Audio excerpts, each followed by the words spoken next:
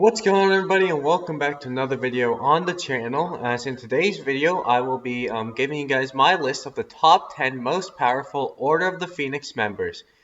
Giving people some background knowledge in case you don't know what I'm talking about, the Order of the Phoenix was a group of wizards formed in the first Wizarding War that Dumbledore created.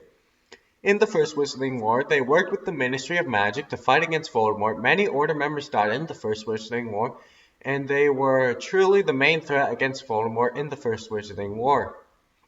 After the First Wizarding War ended, the Order disbanded because Voldemort was gone, but it wasn't until the Second Wizarding War that the Order of the Phoenix formed yet again to fight Voldemort.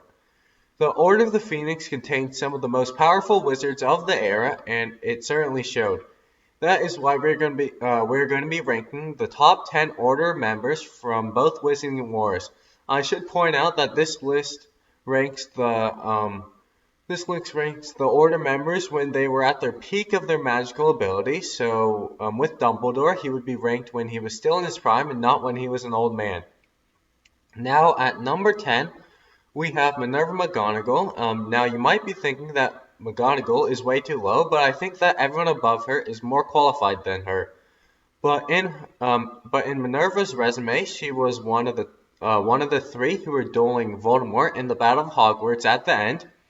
She, Slughorn, and Kingsley fought Voldemort to a standstill, though I don't think that means much because it was a 1v3 and they didn't even win, but it does count for something because she was fighting Voldemort.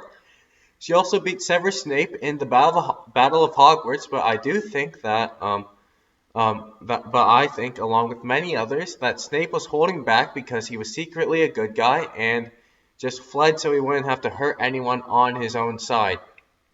Minerva McGonagall is very good at Transfiguration, as she was the Transfiguration teacher when Harry was at Hogwarts. She also became an animagus, which is no small feat. Moving on to number 9, we have Molly Weasley. And you may be like, Molly Weasley over McGonagall, what are you smoking? But hear me out. Molly Weasley was able to defeat probably the most powerful Death Eater and most evil witch of all time, Bellatrix Lestrange. In comparison, Lupin lost to Dolohov in a 1-to-1 combat, and I'm pretty sure Bellatrix is stronger than Dolohov. Though we don't see her dueling much in the books as she's more of a housepawn type, she does have that one moment to shine, and we cannot discredit her for that. At number 8, we have Lily Potter. Lily Potter was a member of the First Order of the Phoenix, and we know that she died at the end of the First Wizarding War performing sacrificial protection over Harry Potter, which led to Voldemort's downfall. But Lily Potter was an amazing witch who we can hear about all the time from Slughorn. In the Half-Blood Prince, Slughorn kept saying how Lily was one of her best students he'd ever taught, and we know that Lily was the best in her year at potions. We know this because in the Half-Blood Prince, Slughorn said that Harry's ability was just like his mother's, and this is an actual quote. I've only taught a few with this kind of ability. I can tell you that, Sybil. Why, even Severus. And that's where the quote ends, and he is cut off there, but we can definitely infer that he was about to say that even Severus didn't have the mastery and talent at potions that Lily did.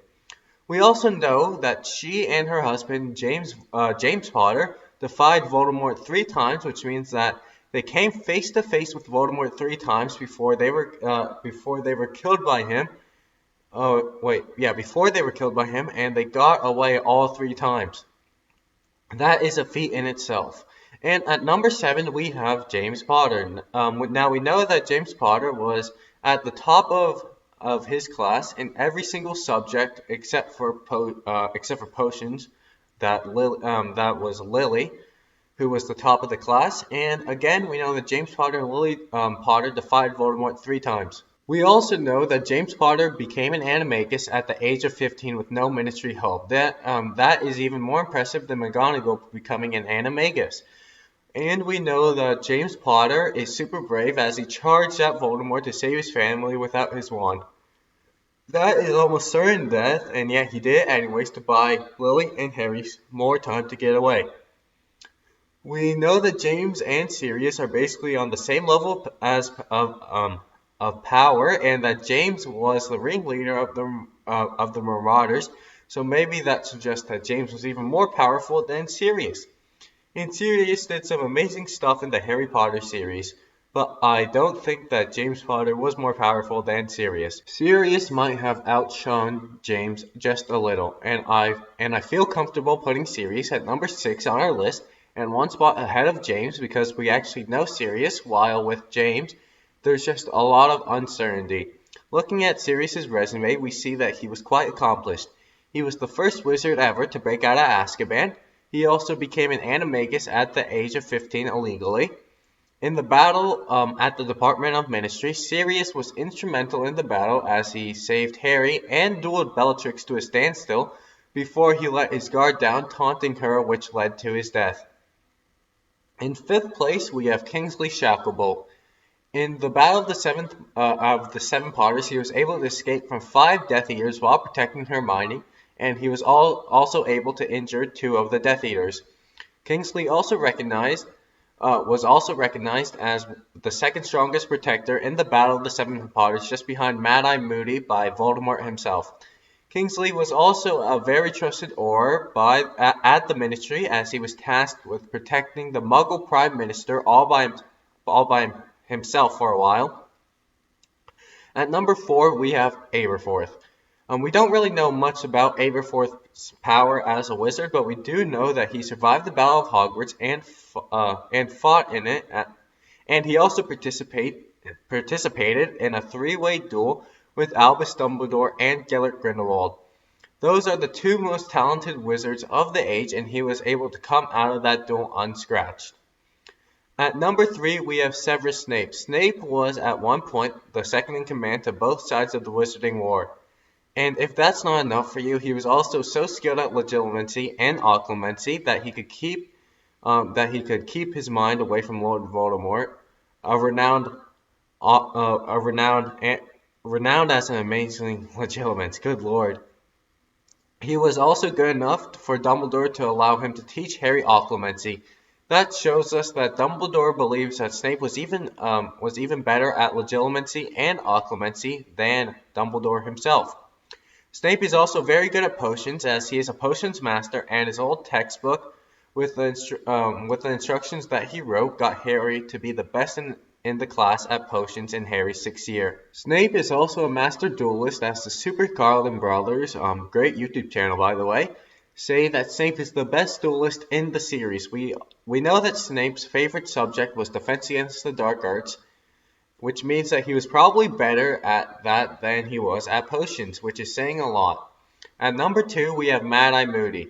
For this ranking, I am talking about when Moody was in his prime, which was the First Wizarding War, in which we can have no doubt he was a very powerful wizard. Moody is credited as probably the most famous Auror of all time, and he is known as a Dark Wizard Catcher. This is because during the First Wizarding War, Moody caught a lot of Death Eaters. He is credited for filling almost half of Azkaban's cells. In the Second Wizarding War, even though his skills dropped off a bit due to his injuries and old age, he was still considered the most powerful protector by Voldemort in the Battle of the Seven Potters.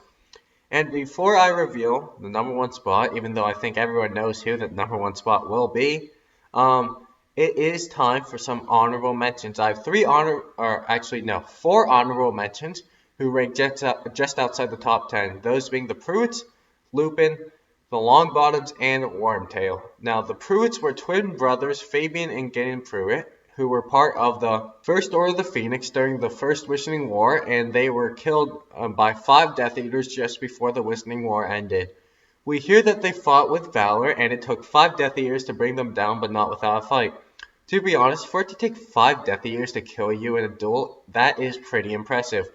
Okay, next is Lupin. We know that Lupin was an extremely powerful wizard. He taught at Hogwarts in Harry's 3rd year and is credited as the best Defense Against the Dark Arts teacher that Harry ever had.